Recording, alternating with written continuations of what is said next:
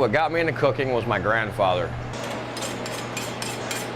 He was a master chef in St. Louis, Missouri. He owned 3 restaurants, and I used to go after school and I'd do my homework, and then his cook quit, and I was cooking by the time I was 13, and by the time I was 14, I was pretty much a chef.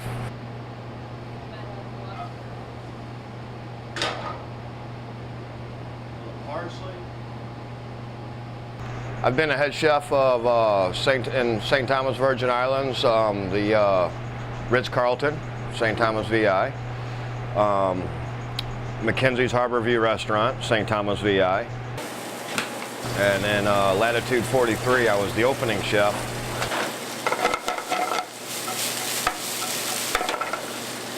When it gets busy and people start screaming at each other, it's a little hectic. That's where the term, if you can't take the heat, get out of the kitchen, has nothing to do with the temperature.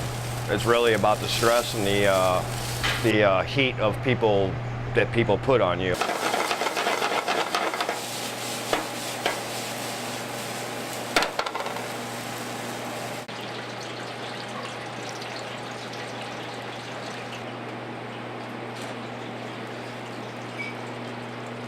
What I do, you put in your body to take care of yourself, to nourish yourself, to have the proper health, nutrition. You get enjoyment from it. Your taste buds are satisfied, the whole 9 yards. So honestly, I put what we do on the level of being a doctor, because what we do is you put in your body and takes care of you. That's what I believe is the most important part of cooking. I will say I'm not the cleanest baker, but what's the fun if you're clean? It's like flour gets everywhere like that. I first got into baking when I was a kid. My dad taught me how to bake, but I didn't get into it very much until I was actually injured. I didn't see, I mean, it was fun, sure, but it doesn't have the same value that it does until it's one of the only things you can do. I grew up training as a ballerina, and dancing was my outlet. It was what baking is for me now. It was that thing that you went to when you got upset or something went wrong or someone got angry at you or you didn't know how to solve a problem. That was what I did. So I'd go to the studio, I'd turn on the music, and I'd start choreographing, and that was how I coped. When I first learned of my hip joints not being in existence, I was terrified because you knew the loss of that was coming. And I blew out both hip joints, which is basically what triggered my first surgery.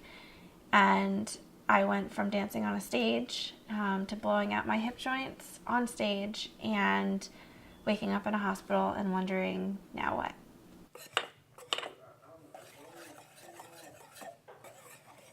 Baking is something that has helped me in numerous ways.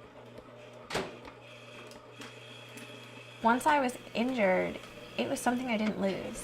So when I first got hurt, I was stuck in a wheelchair and I couldn't dance anymore. I couldn't run. I couldn't go for a walk. You can't do so many things, but baking doesn't change.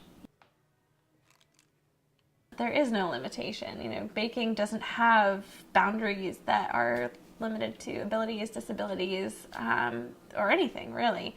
You can have any sort of capacity to bake and it's going to look gorgeous, or it can just taste good. It doesn't even have to look good. This is the best part of my day right now.